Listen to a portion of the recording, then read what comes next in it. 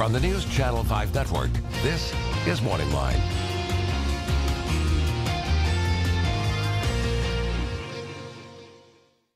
Good morning, everyone. Thanks for joining us on MorningLine. Nick Beres here on a Thursday. Got a good show on tap for you this morning. You know, earlier this week we did open phones on Tuesday because we had a show scheduled for this morning. The guests, this was the day they could make it. We've been meaning to do this to try to, give you a chance to talk to them, ask questions or comment if you'd like. Of course, we all know about the tragedy in Chattanooga and what happened in the aftermath of that on a lot of different levels. One aspect of that, as you well know, the concern over the fact that these staffers at military recruiting offices and other military installations under federal law are not allowed to arm themselves. And there was some question, if they were armed, would there have been a difference when there was this attack? And as it remains still, they are not. And there was concern about their safety at some of these recruiting offices. And starting first in Murfreesboro, there's a line of military recruiting offices on Old Fort Parkway.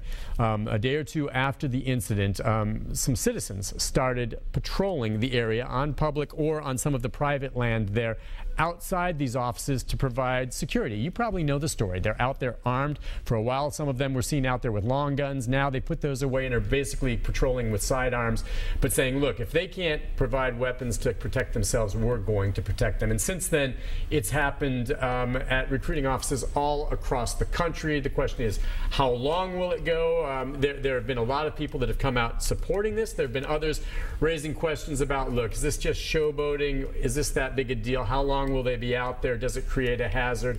What does the military really think? We'll get into all of that this morning and invite you to join in the conversation, because two of the first people I talked with when I more or less broke the story a week ago Monday, and since then, by the way, I should say, when we broke the story on what was going on here in Murfreesboro, posted it on my Facebook page at NC5_Nick Beres, and then we linked it to our Channel 5 website.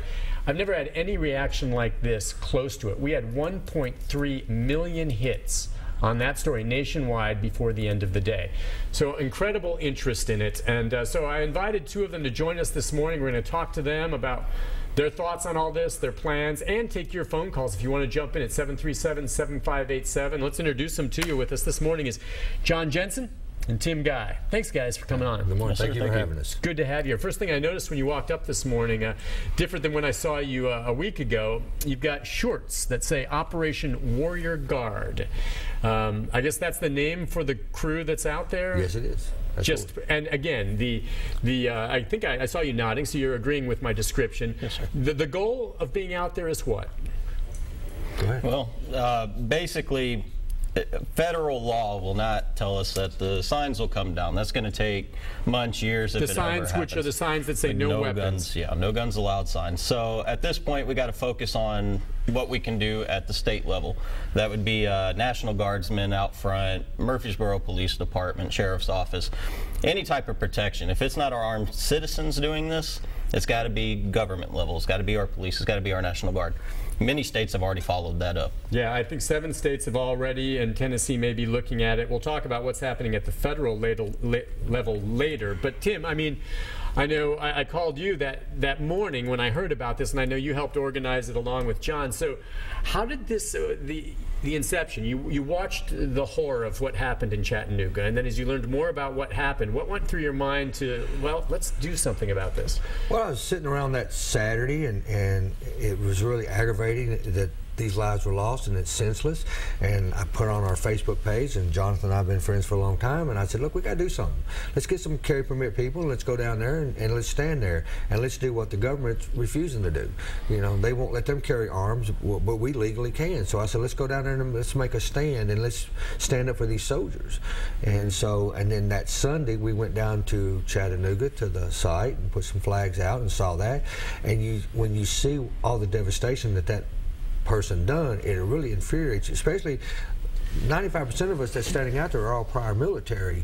And so we're doing what we believe is right, and just standing up and say, look, we're not going to have a Chattanooga here, not in Murfreesboro. We're not going to have one. We're going to stand there and protect. And is it more, I mean, I know it sounds like it's a twofold thing that you're doing here. One, you believe in providing some security for them. Of course, you know these nutcase terrorists can attack anywhere, okay? It may not be a military recruiting office next time, but is it also, you're trying to make a statement here, look, you know, maybe there will be an attack here, maybe not. In all likelihood, probably not. But we want you to know that we want this law changed. Yes, that's what we wanted. We wanted to bring awareness. Okay. We wanted to go all the way up to the Capitol, to the White House. We want the people to say, look, y'all can fix this. You guys can do something and make it right. And we're making a statement that says if the American citizens have taken upon themselves to do this, that's what we need to do. But the leaders up there can fix it. They can say, okay, we'll give these soldiers their weapons. Yeah, I mean, the latest news is the general tapped to be the next Army Chief of Staff has said this week that arming soldiers at recruiting stations could be a consideration if all the legal challenges are met. So it's gotten their attention. They're going to look at it. The thinking on this is that in both of your minds, do you believe had some of these victims been armed, there might have been a different result in Chattanooga? No doubt about it. Yes. No doubt about it. It happens daily. A good man with a gun defeating a bad man with a gun, and vice versa. But you have the element of surprise. I understand what you're saying if you know it's coming, but honestly, if they were armed, I mean, they didn't know this was coming. Would they have had time? And I guess it's, you may be right, then again, maybe not. But I mean, the element of surprise is so hard to prepare for. But at least they would have been able to do something. Yeah, if someone's determined that they're going to commit a crime, it's pretty hard to stop them from doing that. Right. So once he started shooting, there would at least been somebody there to have been able to shoot back. And we also know that these were gun-free zones. And how many more senseless lives have to be taken before they realize gun-free zones don't work? These mass shootings that we have all over this country, look at them all. They're gun-free zones. And this person who done this knew there was not going to be any resistance there. There was nobody to shoot back. You don't see a lion take down a gazelle and not expect that gazelle to fight back. You don't automatically assume, well, in order to protect the species, you got to cut off the horns of the gazelle and take out its teeth. You don't disarm the law-abiding citizens, the people that you trust with weapons that can flatten blocks and cities. But you can't trust them with a semi-auto pistol that our own civilians carry around the streets. That makes no sense. Yeah, I think the federal law, and it's kind of convoluted to understand why this law is in place, but the National Guard, the rare exception of military personnel who can be armed off base, but I think the Army Chief of Staff has said that there's legal issues with arming service members, including even a 19th century law about the ability to arm soldiers off base. I think that goes into concerns like, I think we were talking before the show, what we saw happening in Nazi Germany. We have soldiers marching in the room. We don't want that. We don't want that. And of course, the law, that was put in place was actually put in place originally under George Bush 1, and then it was modified to some degree under Bill Clinton. It was a nonpartisan thing. I mean, Democrat, Republican, it's something that they've had. A lot of people want to point fingers, but this has been on the books for a long time. Yes, sir. But this is highlighted perhaps maybe a time for the change they're looking at. Now, I've got a lot of questions for you, and I think we have some people that are going to have comments and questions. But before we get to that, why don't we take a look at the story I did, to give people an idea of where these guys are situated. And as you say, you're going back out there after today. So what you see in this story is going to be more or less the scene later today and for days to come. Let's have a look at this piece to give you a little more background. Right now, federal law prohibits weapons inside military recruiting offices like these. But I can tell you this, there is nothing to stop these guys back here with guns from standing out front, providing security. And anyone trying to test them better look out. If deadly force is needed, then that's what we'll have to do. This group of men and women gathered outside a string of military recruiting offices in Murfreesboro mean business. After what happened in Chattanooga, they are locked, loaded, and ready to take action against any threat against those in the armed services. It's just absurd that they're not allowed to protect themselves while at their job. So what's their plan? How long will they stay on patrol? And what do they want Congress to do? I'm Nick Beres. Much more from this civilian security force taking matters into their own hands tonight on News Channel 5 at 6. That, of course, was a little preview leading up to it, but I wanted to show people exactly what was going on there, and we're going to answer those questions for you. We should say, by the way, you came to the decision to put up the long guns. I think maybe they're still there on site, maybe in the trunks of the cars, but the idea on that, I think, was it was a little threatening to some of the law-abiding citizens who come by. What was the thinking there? That's what it was. We looked at what we were doing, and anytime you start something, you can always try to improve it. And we thought, you know what, let's put those away. We've got the sidearms. We've got enough to do what we need to do, and we don't want the public going by and being scared. And that wasn't our goal at all. It was to make a stand, and that's what we did. So and myself and Jonathan made the call to take the long guns and say, put them away. Still have your sidearms, Still but have it's our not sidearms. necessarily out there in blatant view, but I think pretty much people know now Sure. when they see this, and especially now if you're wearing these shirts when you're out front. Let's take one quick call before we go to the break, and we've got the phone lines open, 737-7587. Joe, good morning. Good morning, Nick. Hey, Joe. You know, the federal government's dragging their feet on this thing. If I understand it correctly, the guy that done this last shooting in Chattanooga, he actually went inside the building and chased several of those people down in the second and then building. shot them, and even chased some guys out the back. I think if they had weapons, I promise you this wouldn't have took place. This guy wouldn't have done what he done.